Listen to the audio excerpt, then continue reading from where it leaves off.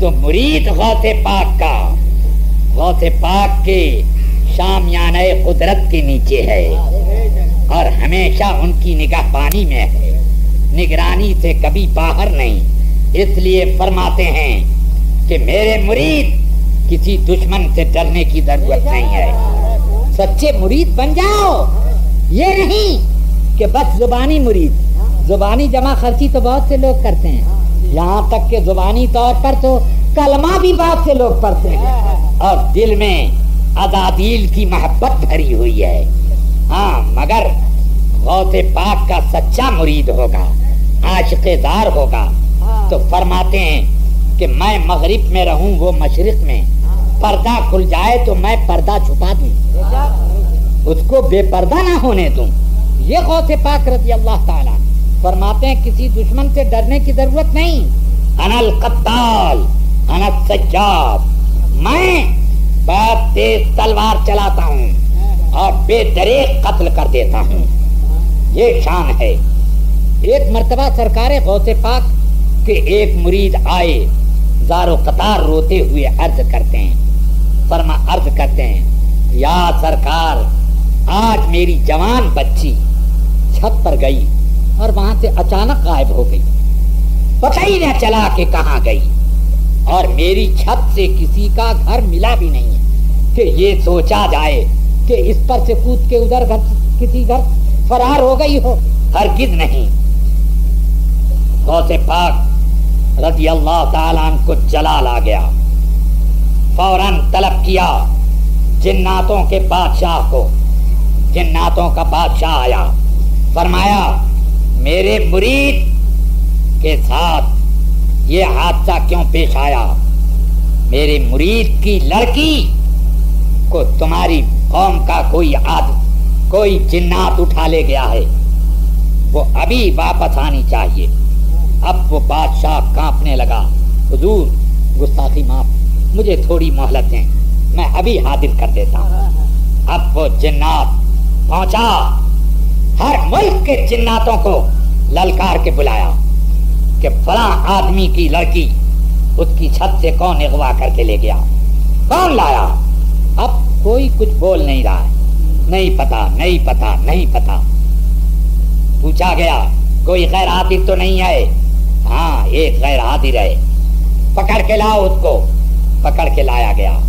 اب اس سے پوچھا جنوں کے بادشاہ نے، تو نے فلاں آدمی کی لڑکی کو اغوا کیا؟ کہا ہاں سرکار، مجھے وہ بہت پسند آ گئی، میں اس کو لے آیا ہوں، میرے ساتھ اس کا نکاح کر دو. فرمایا اب اس جنوں کے بادشاہ نے کہا ابھی اس کو لا کر حاضر کر. کہا وہ میرے گھر میں بندھی ہے، جب تک وہ نکاح پر راضی نہ ہوگی میں اس کو چھوڑوں گا نہیں. کہا ابھی لا، ورنہ میں تیرا ابھی یہیں سر قلم کرتا ہوں. اب کانپنے لگا وہ.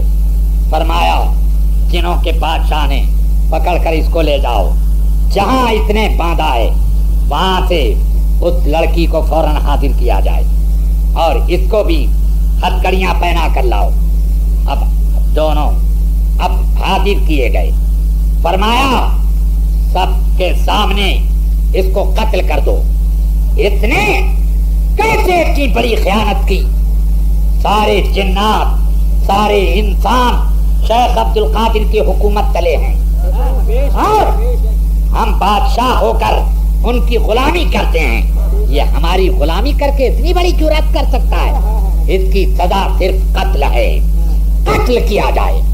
اور پھر جنوں کے بادشاہ نے فوراً اس بچی کو لیا، غوث پاک کی دربار میں حاضر ہوا، قدم چومے، کہا حضور گستاخی ہوئی، معاف کر دیا جائے مجھے، اور میں نے اس کو قتل کر دیا ہے. کہا ٹھیک ہے، مگر جنوں میں اعلان کر دو کہ میرے چاہنے والوں کے ساتھ چھیڑخانی نہ کریں ورنہ حال بگاڑ دیا جائے گا. سمجھ لیں عبد القادر تلوار چلاتا ہے تو پھر اس کی تلوار کا نشانہ خطا نہیں ہوتا. عبد القادر جب غضب برسانے پر آتا ہے تو وہ بجلی کونتی ہے جس کو کوئی بھی بجھا نہیں سکتا ہے. اب حضرت غوث پاک کے مریدوں کو جنات چھیڑتے ہوئے کانپتے ہیں. اسی لیے غوث پاک کے ایک شہزادے حضرت سیدنا میر عبد الجلیل رحمت اللہ تعالی علیہ مارر مقدسہ میں جلوہ بار ہیں، وہیں آرام فرما. سیدنا شاہ برکت اللہ رحمت اللہ علیہ کے والد ماجد وہ فرماتے ہیں کہ جب ان کے زمانے میں جب کسی کو بھوت یا جن لگ جاتا تو غوث پاک کے ایک لاڈلے ہیں ایک کاغذ پر لکھ دیتے، اور لکھتے کیا، اب بندہ عبد الجلیل اگر دانی نہ مانی و اگر مانی تو دانی، خبر شرطست خبر اعلام شرطست اعلام شرطست. فرماتے لکھ دیتے کہ اگر یہ لکھتے کہ بندہ عبد الجلیل کی طرف سے یہ خط تیرے نام ہے کہ اگر تو جانتا ہے مجھے تو تو وہاں ہرگز نہ رہے گا، اور اگر تو رہے گا تو تو ہی جانے گا، تو ہی سمجھے گا. بس بتا دینا شرط ہے، بتا دینا شرط ہے، بتا دینا شرط ہے. اب یہ لکھ کر دے دیتے، بڑے سے بڑا بھوت بھاگ کھڑا ہوتا. اور آج تک یہ معمول ہے کہ کوئی نیکوکار اگر یہی ایک سطر لکھ کر کسی بھوت والے کے گلے میں ڈالتے تو بھوت بھوت ہو کے بھاگتا، ایسا بھاگتا ہے کہ اس کا پتہ نہیں چلتا. ذرا سوچو کہ ان کی بارگاہ کے شہزادوں کی جب یہ شان ہے تو اس بارگاہ کرم کی حکومت کیسی عالی شان ہو. اس لیے محترم سرکار غوث پاک رضی اللہ تعالی عنہ کا فیضان بے حساب ہے، اور جب وہ دیتے ہیں تو اتنا دیتے ہیں کہ علم بھی دیتے ہیں، عمر بھی دیتے ہیں، دولت بھی دیتے ہیں، جو چاہتے ہیں دیتے ہیں.